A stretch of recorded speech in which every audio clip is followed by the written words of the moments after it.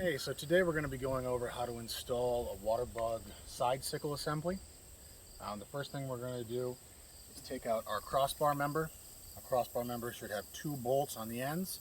We're going to unscrew those bolts, and we're going to take the assembly and put it onto these nets here. So it's easier to put the nets on first. You take one of these bolts, they should thread right into these plastic inserts in the crossbar. I'm just going to turn it in by hand a little bit. I'm going to go to the other side, turn it in by hand. So, I'm going to grab my 9/16 socket. I'm going to put the crossbar so all of the tabs are facing up, because we're going to attach a wire to those tabs later on. I'm going to tighten the crossbar down.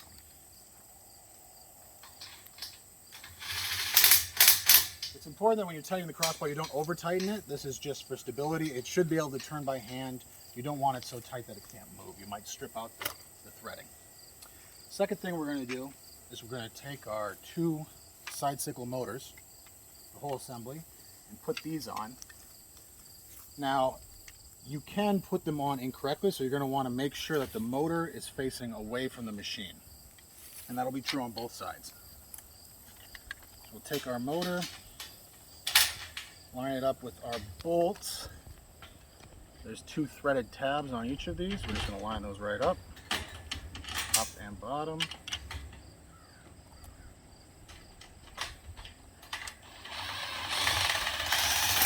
And just tighten those in. These may be hard to do with an impact or a wrench, and you might have to just use a hand tool to get these to go, because they are pretty tight.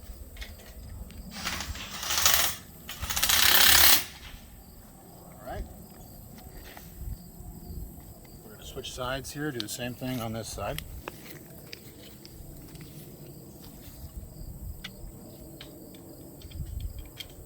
Try to start each one if I can, just a little bit.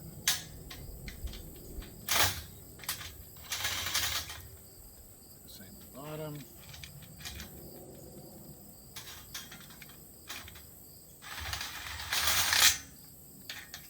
Plug them up. All right, and our motors are on. So once we have those on, we're going to come over here to the main drive motor for the front belt. You'll notice the belt is not on this machine, but it won't change any of this assembly. What we're going to do here is we're going to remove the plug, if you come in here a little bit, on this motor.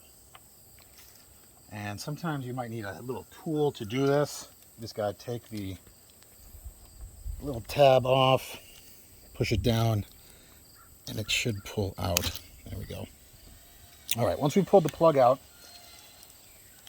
you'll take the wiring harness that comes with the shipment. This wiring harness can only go on one way. So you're going to connect the wiring harness to the plug that you have here, connect the other side to the motor. I'll put that back in place for now.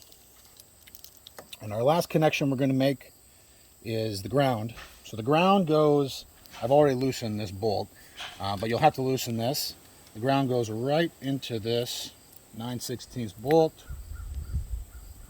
and gets tightened flush onto here. You're going to want to make sure you tighten this down plenty, as if it's not tight, you might get intermittent connection. So you're going to want to torque that down nice and tight. And then we're going to go to run the wire here. Position this slightly.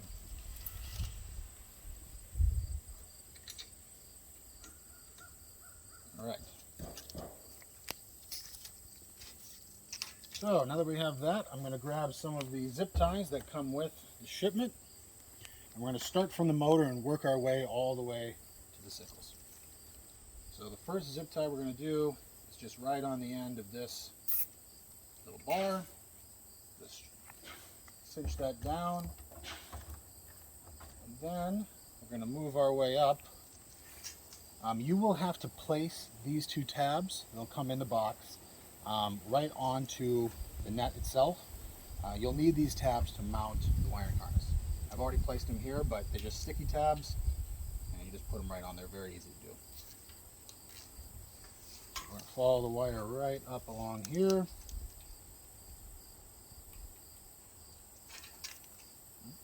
I can hold on to the wire.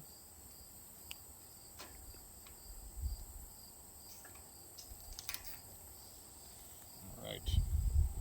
Now I'm going to connect this motor. I'm actually going to go ahead and connect this far motor as well.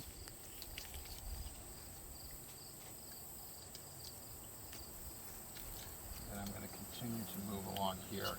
You'll notice that there's tabs on the ends of these motors. We'll attach any slack that we have at the end and just take it up with that. So I'm going to continue to zip tie these down as we go across.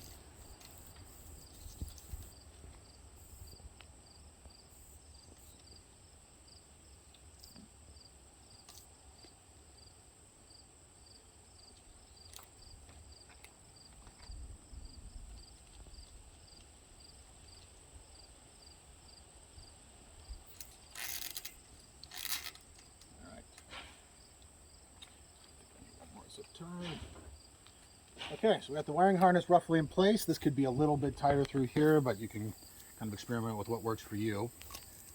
Then we're just going to take this right here, a little zip tie through here, zip tie the connector right to there. This one doesn't have very much slack. And on the far side here,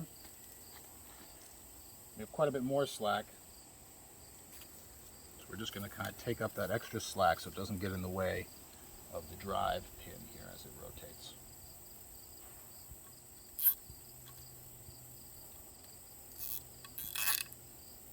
All right, so we have our whole assembly together. Everything's wired up. You're good to turn it on. Just remember that the side sickles function off of a separate button. So the front conveyor needs to be on, and then the left button on the controller needs to be pressed for the side sickles to turn on. And that's it.